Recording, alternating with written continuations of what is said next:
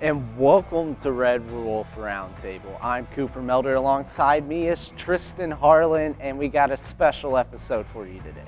Yeah, I mean, we got a lot of exciting things, some new things, some experimental things, things that we're kind of testing the waters with to see how you guys like it. But man, it's exciting to be back at J Vegas, kind of a Red Wolf Roundtable trademark now that we keep saying it every episode. Yes. So we're happy to be back. For everybody that loves the show, you know, the moms, the dads, the grandparents, the lizards, the dogs, the cats, everybody that loves watching this show. So it's great to be back here at our very own desk, and we're excited to get this show underway. Yes, so like I was saying, we have a very special episode because, you know, North Shadomir, we got to have an interview with him. Some may say he's the Sun Belt Conference Player of the Year. I do, and I know Tristan does. So let's take it away and go to the interview. All right, guys, so here we are. We're here live in living color with North Shadomir, the star basketball player for the Arkansas State Red Wolves, the best player in the Sun Belt, some may say. North Chad, how you doing, my friend? I'm doing great, man. So just real quick, I want to say thank you for taking the time out of your busy day, being a student athlete and all with practice and everything, and conference play really hyping up and the real heat of things to really take this time for us and sit down and kind of have a chat. So real quick, I just want to ask you, like, how's the season been from your perspective? It's been great, man. Like, we like a team, we come with like big expectative, like every team does. Like, we want to win the Sun Belt, we want to do good, we want to play the best of our ability. So I mean, it's going great. I still think we can do better, and we're on that track. So like, it's been great. Right. So like, did you imagine being this, you know, the team being this good, like this dominant in the conference, since you're still technically a freshman player? I mean, everything is possible. Like, my teammates are great players. Like, everybody, like 1 through 15, I say every time, everybody put something special on the table. So like, I think, like, I dream big, so I imagine that we could do anything we want to do. So like, it's not a surprise to me. Yeah, so I mean, you've been getting these recognitions of Sun Belt Conference Player of the Week. You're really up there. You know, I looked and you were like 6th in the country for the total rebounds on the year. But how does it feel like, just for you, like as a player, as a young guy, like how does it feel getting all these kind of special recognitions in the conference? I mean, it feels good, but like, I don't think everything comes from my side, because like the 5 starters is Marquise don't pass me the ball, it's Desi don't give me assists, it's Fields don't. Like, I think it's just come with everybody, like how the gelling of the team, everybody know each other. I think that helped me a lot, you know, so I had to give them credit. Right, and you know, since you brought up Desi, I want to ask you, like what exactly is the team like? I know you kind of brought up, you know, the whole teammate aspect, but like, how does it feel to have a guy like Desi Seals on the team? Since, you know, he's coming from a big school like the University of Arkansas, really coming down back to his hometown to really kind of not help you guys win, but maybe being that missing piece that you guys needed.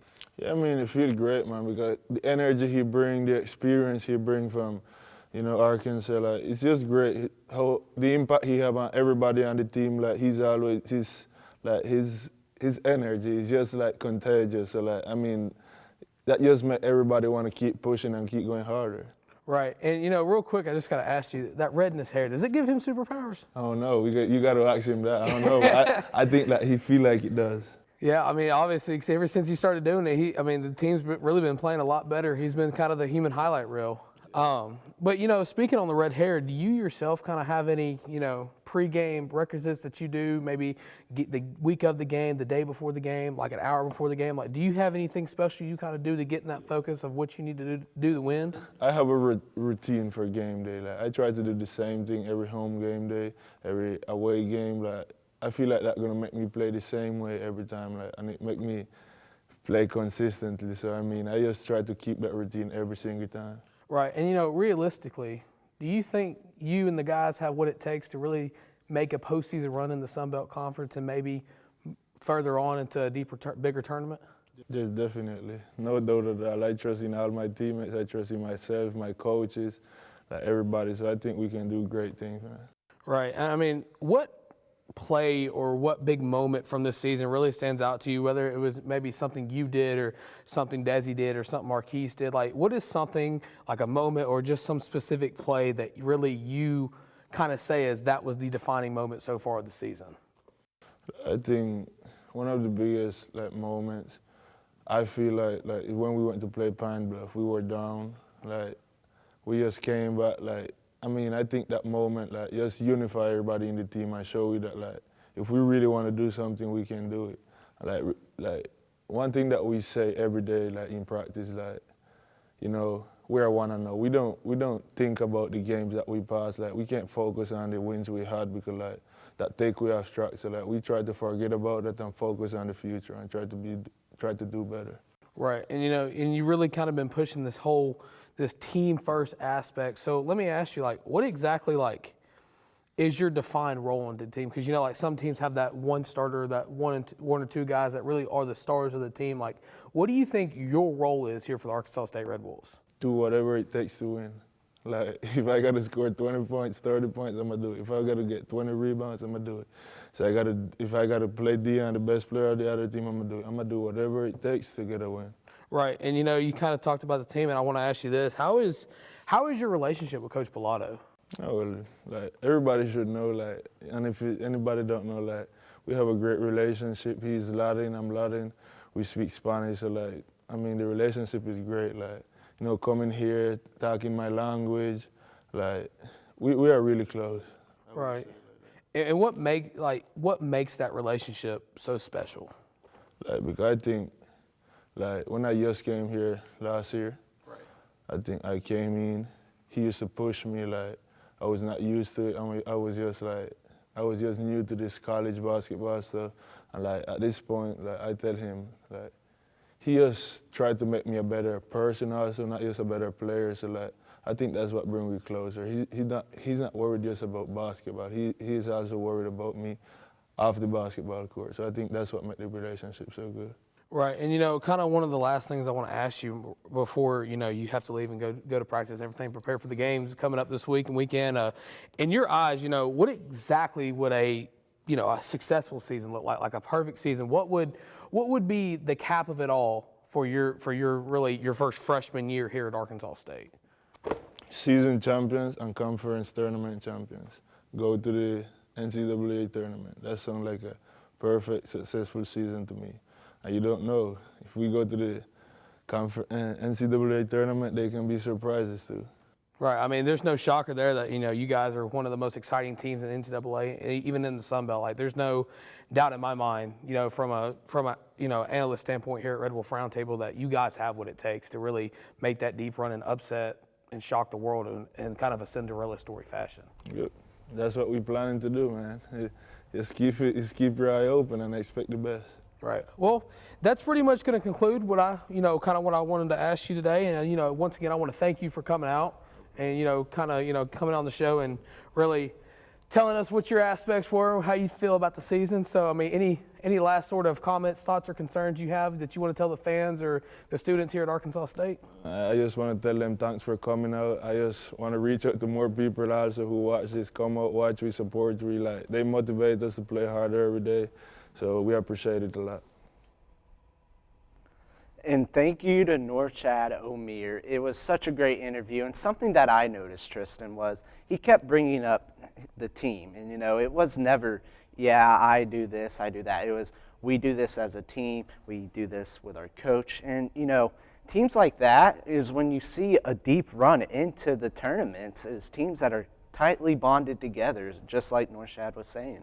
Well, you know, Norchad really, he kind of, you know, that's the guy, that's kind of the thing you want to hear from one of your younger players if you're a coach. If you're Coach Pilato, or even if, you know, you're one of the higher ups in the athletic department, like, you want to hear your guys say, like, hey, the team matters most. I don't care if I have to go out there and score 50. As long as we get a win, that's all I care about, you know. So, you know, like you kind of said, like, thank you to Norchad Omier for coming out and taking the time, you know, to really do the interview with me and everything. But man, that was just an electrifying interview to see this, like, kind of the sparkle in his eye.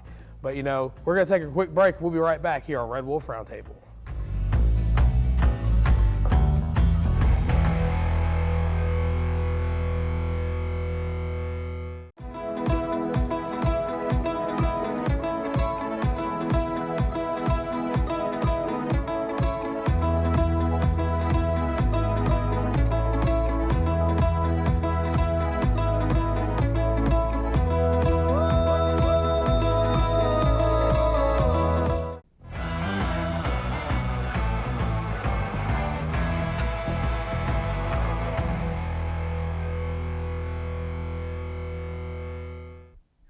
Welcome back, ladies and gentlemen. Now we're going to talk about everybody's favorite event that happened this past weekend, the Royal Rumble match. I brought back with me my British friend. He brought some tea and crumpets. Louis, how you doing, my friend? Well, it really is time to spill the tea. It was a good event overall, I would say. I think we're going to dive into it, really. There was a few questionable decisions, but a few things we're definitely looking towards and are excited for. But first of all, I have to get this out of the way. What was it like being in that arena, being at the Rumble, which, let's be honest, it is the second biggest event of the WWE calendar. So, right. How was it? Well, look, it was just breathtaking, arriving in St. Louis, being that close to Busch Stadium when we got to the hotel, and then going then to the actual arena, formerly known as the Edward George Dome. But, man, when you first got in there and, not a lot of people were there because, the crowd was still, awaiting entry. A lot of stuff was still waiting to happen. There was no pre-show match, but kind of irritated me because, we sat there for felt like 2 hours and until the first match finally kicked off. But when the crowd got in there and everybody started getting into the show and the first match really kicked off, which we'll get into here in a minute, it was really just breathtaking. I've said for a couple months now that I've kind of slowly started going away from my love from professional wrestling. But when I was sitting there with somebody I call my best friend, Jake Brewer, and we were sitting there marking out like we were 12 years old again, and John Cena was winning the WWE Championship, man, it just pulled me right back in. And Louis, that's an experience if you ever get to go to, you need to go to as soon as possible. Well, see, it's quite good that you talk about marking out because I think that the first match really brought that reaction out of a lot of people. We kicked off with Roman Reigns versus Seth Rollins, and I thought it was a bit strange that we had Roman coming out first, but obviously, time told, it was all revealed. It was because Seth came out to the old Shield theme. What did you think about this storyline? I know we spoke last week that this is kind of WWE's booking at its best, but what was it like for you? Well, as the whole show progressed, which, like I said, we'll get into later, it just started showing Vince's age and his lack of attention span and his lack of care for his actual audience and storytelling. But that first match, it literally could not have gone any better. Roman comes out with the title, and then everybody's like, okay, where's Seth? Where's Seth? Everybody's waiting to burn it down, and then it goes darn, and then we're all looking. Where I was sitting, I was like, man, if somebody comes out to the crowd, they're coming right down there. Well, Shield music hits. I'm looking for Seth, and sure enough, he's not right where I was, but he was maybe 30 feet to my left, but. He came down, he did the whole iconic Shield entrance, and dude, when I tell you I got goosebumps when that crowd erupted, I've got a video on my phone, and it just, dude, the whole arena, that was the first kind of thing that really made us think okay, this show's going to be good. This isn't going to be your average WWE show that is lackluster and doesn't really have these marquee matches, but just that whole match in general, it was just perfect. It really was, and I think the finish for some people caused what can only be described as a moment of confusion. I think a lot of people weren't expecting it to end in a disqualification, but I think this was perfect. I think it keeps Seth strong. I think because of the length of Roman's reign, we really now there's very few people that it's believable could take the title off of him, and I think having Seth lose would have reduced those possibilities down to one in Brock Lesnar. But I think now this storyline cannot be forgotten. I think Seth has, this match particularly, cemented himself as the babyface to, in my opinion, take the belt off Roman. Right. I mean, you can't go without showing that match ended the best way it could. Roman as this dominant heel, as this guy that, can't be beat, acknowledge your tribal chief. And this was just the best way for Seth to lose and not go over. That would not damage this sort of Joker-esque character that he has right now. And it really showed that, nobody on the roster has been able to get in Roman's head like Seth did. And when Seth's, when the Shield music hit and Seth started, doing all these sort of iconic monikers that him and Mox or Dean Ambrose, he used to be known as. Depending on whether you ask Michael Cole or Pat McAfee. Pat McAfee. But it just goes to show that was great booking done by the producers, by the writers, and the everybody alike. So, that was just one of those things that, that match was the best way to kick off that show. That wasn't just a lackluster event. But, now going into the second match of the night, that was something. The Women's Royal Rumble. I didn't expect it to be early like that. But, when when the first person came out and it was Sasha Banks, I was like, okay, this is kind of interesting. And, then number 2 hits, and who else is it but the lovely, fabulous Melina, making her return to World Wrestling Entertainment and what was the first shocking return of the night. And man, dude, as a kid, Melina used to be one of the most beautiful women on the WWE roster. Man, she has not changed one bit. I think it's good that you talk about our first return of the night, because I think this really showed in the Women's Rumble the value of having these returning stars. I know obviously in the Men's Rumble they took more of a comedic effect, but it really, in the Women's, it was all about the storylines. I mean, we saw Cameron come back and get involved with this Sonya Deville, Naomi rivalry, and I think these sort of mid-card women feuds aren't getting enough attention, and it's nice to give them a moment on the big stage. I have to ask, your thoughts on the ending? Dude, the ending of the Rumble, as the time wound down, everybody was looking to see who the clear winner was. Sasha was out. We still had Mickie James, which I screamed at the top of my lungs when Hardcore Country hit, because that's one of my favorite theme songs of all time. But when it got down to it, and when the last couple females were coming out, and the time run down, and Joan Jett hits, I was surprised to hear the amount of cheers that Ronda Rousey got when she returned. But it wasn't better, because I honestly didn't want to see Charlotte Flair win. Charlotte Flair is honestly the most overbooked, untalented, irrelevant woman on that roster. She only uses her namesake just to throw her weight around, just like Shane McMahon does, and it's absolutely pitiful that we're still here as Charlotte Flair as our SmackDown Women's Champion. I think this is ultimately the only way that really got Ronda over was letting Charlotte go on this tear, because as you've just demonstrated, she is someone we love to hate. And I think sometimes Ronda can be a bit of a divisive figure. People say they hate her, and then she comes back and they are ecstatic about having her back. So for me, seeing Ronda win, seeing her eliminate Charlotte was a great moment. But I maybe have to question where we're now going on Raw. It does look like that she's going to go for Charlotte. She's obviously teased the announcement on Monday Night Raw and said she's going to be on SmackDown on Friday. And why would you not turn up on SmackDown if you're not going to challenge the SmackDown champion?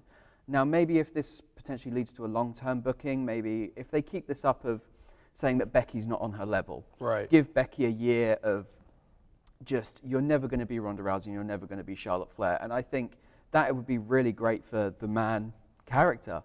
And I would just love to see maybe in the next year, if we can keep the booking going, Ronda and Becky then. Right. I mean, I definitely say Ronda coming back was sort of a fiery moment, if you will, because after she won, she does the iconic point at the Mania sign, and the whole thing just blows up, and not actually blows up, of course, but man, what a sight that would have been if it actually would have blown up. But it catches fire, and the next match happens, and it's Becky Lynch versus Doudrop for the Raw Women's Championship. And I actually left during that match to go get a couple T-shirts and to make some phone calls, check up on my peoples, and then I get a text from you, and it was like, dude, the WrestleMania sign's on fire. And I was like, huh? So I got back to my seat, and sure enough, my buddy Jake, shout out Jake and his dad Michael, was like, yeah, man, the WrestleMania sign started sparking, and it started coming down, and now they got all the fans out of there. So I'm looking, and sure enough, here comes the WrestleMania sign just coming down slowly. And, you could definitely tell during that match, like, that was probably the best match to have right there, because if it was like the WWE Championship match, or, if it was the Men's Royal Rumble and they were doing that, then that would kind of been kind of hard to kind of fix it at that moment. But I'm glad that they got it fixed. Everybody was safe. Nobody was seriously injured or killed. And it was just one of those things that, sucks to suck sometimes. But, now that Ronda Rousey is a draw. It was an unfortunate event to happen in that, because I think I like what they're doing at the minute with Becky kind of elevating other talent on the roster, giving Doudrop a match on the grandest stage. And it was unfortunate, but I think it was a match that no one saw Becky losing. So maybe there wasn't as much investment. And it was quite distracting watching from home, seeing the camera work, trying to avoid seeing the sign coming down. I think it was a good match. Definitely, I think they did a great job. But as we're going to get onto now, Brock and Bobby Lashley, obviously, this looks like it's going to be a big storyline implications from this match. Right. I mean, they came out First of all, whoever made that promo video package, Yes. kudos to you. That was probably the best video package I've seen WWE put on since, Rock and Cena at WrestleMania 29, or even Undertaker and CM Punk at WrestleMania 29. But you really go back and look at it, Bobby comes in as this, sort of his character, the almighty Bobby Lashley with MVP, and he comes in, red hot, looking to win the title, and here comes Brock Lesnar, dun, dun, dun, dun, dun. Here comes Brock, fireworks going crazy. And, that's something I realized at the Rumble, thinking about it now. They were really pyro heavy. So I'm not surprised that a malfunction ended up happening, because they were crazy with the pyro. But anyways, Brock comes down, Paul Heyman, he does his whole, ladies and gentlemen, my name is Paul Heyman, the advocate for the reigning, defending, yada, yada, yada, whatever. Does his whole little shtick, and then it's like, okay, Paul and Brock are back together. Like, this is iconic Paul and Brock. Match goes on. It's a great match. Bobby Lashley, you need to learn how to sell a German suplex if you want to wrestle Brock again. I'm sorry, but you need to. It's not your elbows. You sell it with your back and your neck. And you also need to learn how to do it, because you almost killed Brock Lesnar dropping him on his neck like that. But, the match kind of winds down. They get in the corner, and Brock throws Bobby on top of the referee, and I'm like, okay, what's going on? And then, sure enough, Brock picks Bobby up, gives him the F5, and Bobby's foot catches the referee, and I'm like, okay, who's coming out? So, sure enough, everybody starts standing up and starts, screaming, and sure enough, here comes Roman down the aisle, just running as fast as his little heart could take him. Gets in, spears Brock, and then walks over to Paul Heyman and just goes, just hand me the title, bro. Just give it to me.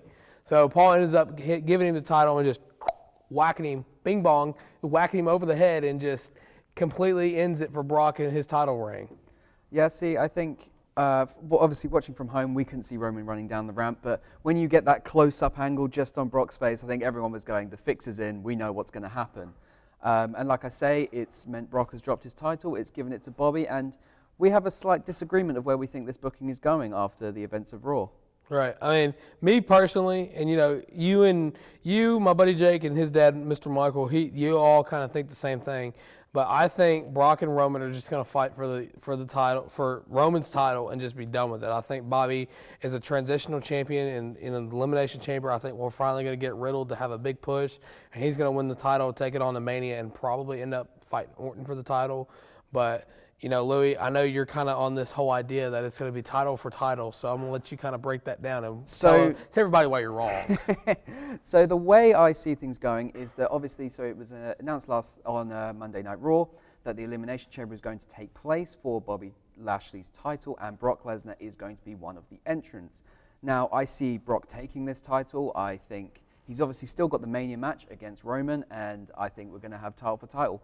Realistically, there is no challenger for Bobby Lashley. I think that has been the only fault of this booking, is that with the Royal Rumble win being given to Brock, even though it wasn't really necessary, we could have got to that storyline anyway. We've kind of left Bobby without a challenger, so I don't see him keeping the belt. I also don't really like the idea of Bobby being a transitional champion. I think that this is the time of year for the WWE where there is the most eyes on the product. And to use someone like Bobby Lashley, who has shown with this incredible, this beast-like persona, that he kind of deserves to be in a top spot. And I think using him as a transitional champion hurts him. I know it happened last year with The Miz, but I think The Miz has kind of cemented himself enough and has been at the top of the WWE for long enough that he kind of recovered from it. But obviously, on to the next match, and what were your thoughts? The next match was a match I was actually kind of waiting for. The It couple versus the Grit couple, so they were selling it up to be, my entire life, Adam Copeland, a.k.a. Edge, breaking kayfabe a little bit. Kayfabe's dead already, so might as well just keep pushing it until the grave more. But Adam Copeland, Edge, comes out with his wife, Beth Phoenix, and, Edge's theme song hits, and, 12-year-old me came out in that moment, and, I was used to seeing the rated R superstar, in the height of his 2010 to 2011 run, right before he had to retire because of his neck. I'm not going to lie. I'm going to kind of have a little confessional. The big man kind of wept, kind of got a little teary-eyed. But, it was a great match, great chemistry between all four of those wrestlers, sports entertainers before Vince tries to sue me and throw me in jail. But it was just a great match overall. It was a great segue from the WWE title to the Men's Rumble, which, we'll get into in a minute because I got some thoughts on that one. But it was just great to see the chemistry between two power couples in the industry and really come together to make this great match. In the end, when they both when Edge and Beth Phoenix both hit the Glam Slam, it was really sort of traditional to usually see Beth hitting a spear and going over with Edge's finish, but it was nice to see Edge use Beth Phoenix's finish and really getting that win. And I think a shout out for that final section really has to go to The Miz. I mean, when they hit the double spear, we all thought it was over anyway, and Miz kind of does that sell where he sort of like stays on the back of his neck and his shoulders and really kind of sells the impact, and then they both do the Glam Slam. It was a great kind of heartwarming, crowd popping moment, which I think kind of made everyone hot ready for the Men's Rumble because we all knew it was left. But I think we maybe kind of had what was going to happen in that Rumble sold to us earlier in the night. Right. I mean, Louis, you told me this, and I didn't know it because I haven't had a chance to go back and watch it. But apparently, good old Booker T on the pre-show, when he's asked who he thinks is going to win the Rumble, is Brock Lesnar. Well, the funny thing about it is that Brock Lesnar wasn't announced for the Royal Rumble. So Booker T is sitting on the pre-show, shucky ducky quack quack, can you dig it, sucker? He's sitting there and just spoils the whole Rumble, and I didn't know about it. It was 59 minutes and 43 seconds of nothing, and they're just going around doing the predictions, and it was just, I kind of heard that, and I was like, has he supposed to have said that? Was this just like Booker, like, oh, they just tried to laugh it off? But the kind of reaction it got was people thinking, Booker, you weren't supposed to say that. But then I was the Men's Rumble kind of got to me. When we saw AJ come out at number 1, I was like, although it was your pick last week, I will say that.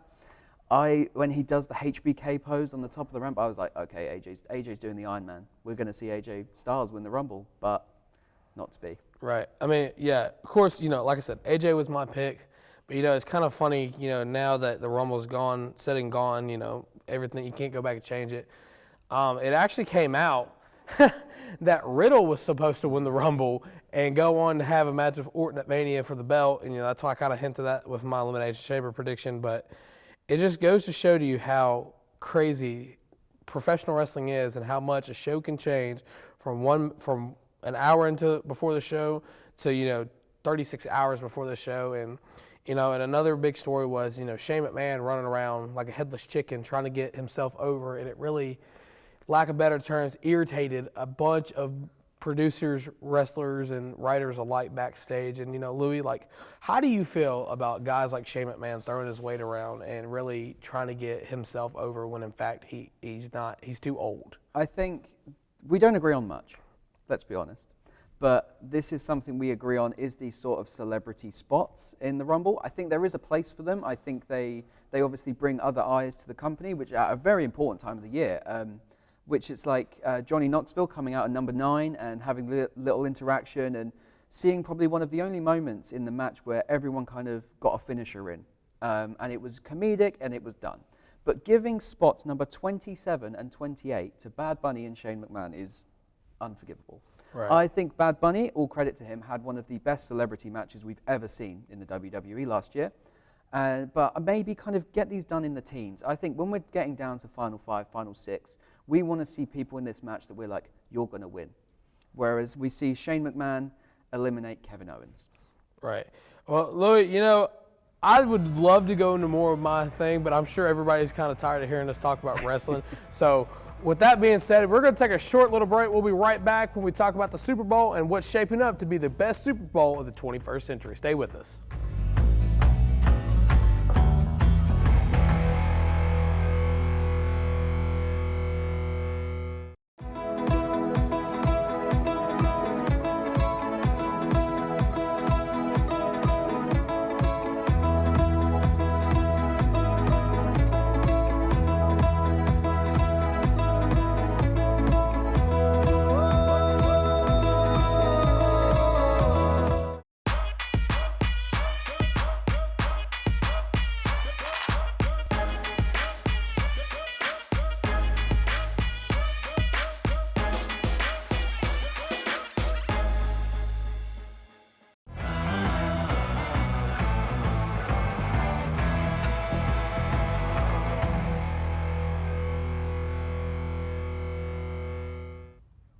Welcome back, ladies and gentlemen. Now it is time to talk about one of the biggest spectacles of the year. But first, we're going to recap how we got to this moment. Cooper, you should already know what I'm talking about. Guys, fans, you should already know what I'm talking about. I'm talking about the Super Bowl, league playoffs, the NFC Championship, the AFC Championship. First, we're going to go with the NFC Championship. Cooper, Rams, Niners, break it down. What happened? What did you like? What did you not like? How did you feel? How did your dog feel? How did your mama feel? How you feeling? I mean, I got who I wanted to win, which was the Rams, so I'm happy about that. You know, it brought a smile to my face to see them win the way they did. You know, their stadium was sold out. Mainly, there's a bunch of 49ers fans. They're trying to prevent that, and the Niners fans still showed up. But Matthew Stafford, he finally did it. He got over the hump. He got out of Detroit. And now he's in the Super Bowl playing in front of his home crowd, if they show up. I'm not sure if they do. But, you know, it was a good game. It was a defensive game back and forth. But, I mean, one thing that we've all learned is, Jimmy G, your time's over with the 49ers. There will be a new starting quarterback next year after watching that game. Yeah, Cooper. I mean, the Niners, they struggled. They tried to come back, but they didn't. The Rams, Matthew Stafford, you know, he really showed that he really belonged. As you're seeing the scores on your screen now, the Rams, they were able to overcome, you know, with a 3-point win against the Niners, their division rivals. I do believe, correct me if I'm wrong, but this is the first time that they've been able to defeat the Niners this year, especially at home. But you know, now that we have the NFC champion, let's go talk about Joe Burrow, baby. That is the guy I said from day one was going to the Super Bowl. And now that Joe Burrow and Jamar Chase in the chip, get your cigars ready because the Bengals were going all the way. Well, I mean, Tristan just gave his Super Bowl prediction right there. You know, he wanted the Bengals to win from the get-go. But, you know, when that overtime fell in Kansas City and we went to that coin toss and when the Chiefs won it again, you're thinking, are you kidding me? Are you kidding me? Yeah, I'm not going to tell you what I yelled at my TV when the Chiefs won the toss. Yeah, let's not bring that up. But, you know, you're thinking, all right, here we go again. Rams, Chiefs, it'll be a good game. But then, lo and behold, I saw a thing. Patrick Mahomes beat the Bills in 13 seconds, and in 13 seconds in overtime again, he threw the game away. Yeah, I mean, so now that Patrick Mahomes is finally out of the playoff, Jackson Mahomes, go get your own house, go get your own boat, go get your own crap, because I'm tired of seeing you do TikToks on Sundays. I want to see some football, not some 6'4" guy that should be playing receiver somewhere doing some stupid little dances for clout. Go get a job, stop being a bum, and living off your brother and his wife. Ooh.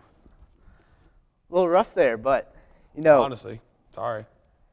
Let's break down the Super Bowl. We got it in the matchup. We got Rams. We got the Bengals. So, I'm going to say Rams are going to win it because their defense, it's insane. I mean, it's way better than the Chiefs. And I just feel like Bengals, they're a young team. They're not really ready for the big stage. They'll be back. But I got the Rams with this one. Matty Ice bringing it home.